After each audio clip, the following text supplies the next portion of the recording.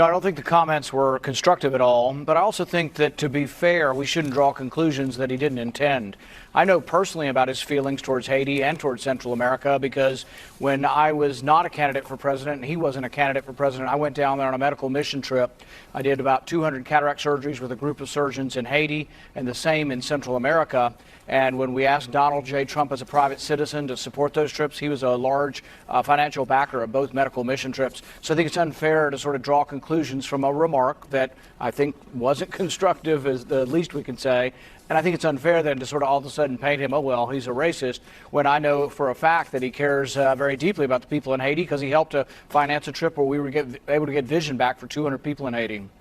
I guess, though, are you more disturbed, though, by the comment? It's less about the vulgarity and more that he seemed to say, why can't we have immigrants from Norway as opposed from African countries? No, look, people, I can tell you this, many non-white Americans hear, oh, so he wants white people, not black people.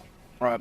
But I think people jumped a little bit to a conclusion. Let's take the whole scenario and put different words in there. And let's say we'd rather have people from economically prosperous countries than economically deprived countries. Or we realize that there are more problems in economically deprived countries. Therefore, there's a bigger impetus for them to want to come. And then it wouldn't have been so controversial. There still might have been some controversy, but it wouldn't have been so much. What I can say is that if you do a poll, and one of the worldwide polling companies did this, and they asked people in 50 countries, would you like to come to America? It's about 700 million would come next year. We would double our population. Right. So practically, we're a great place, and practically we do have to eliminate it. And if you look at where they'd rather come from, if you live in a very, very poor, economically distressed country, you're more likely to want to come than if you live in England or Norway. That's the story of the United States. That, it confuses. That's the story of the United States, right? Confuses. Say again? That's the story of our country.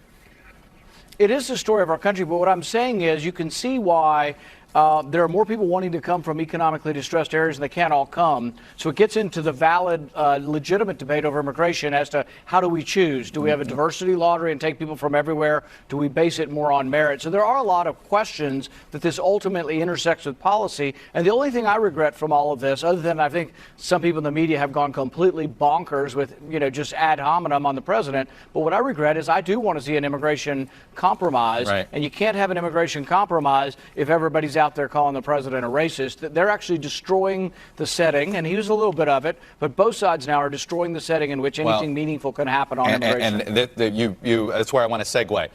You said the word merit. The president this morning in a tweet said, I, as president, want people coming into our country who are going to help us become strong and great again. People coming in through a system based on merit. No more lotteries. But define merit. And I sit there, and is merit political asylum? Is merit running away from poverty? What is merit? Because that is a eye of the beholder word, sir.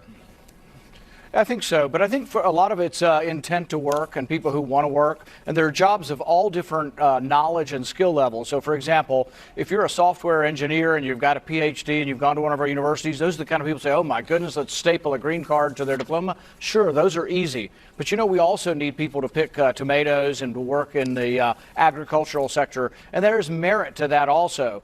If you come here and you're not going to work, you have no merit. So really what I would do is I would combine not only being selective, but I would have a very significant work and sponsorship. In the old days, maybe 100 years ago, like when my wife's grandmother came here, you had to work. If you didn't work, you were in fear of being sent home. There needs to be a little bit of that tough love, so we select out for people who have strong work ethic. And I would say, by the way, most immigrants who do come here have maybe better work ethic than even some of those who are already here. Well, that's actually usually been the case when it comes to first-generation immigrants. But let me ask you something, though. You seem to say that Democrats have to stop calling the president names.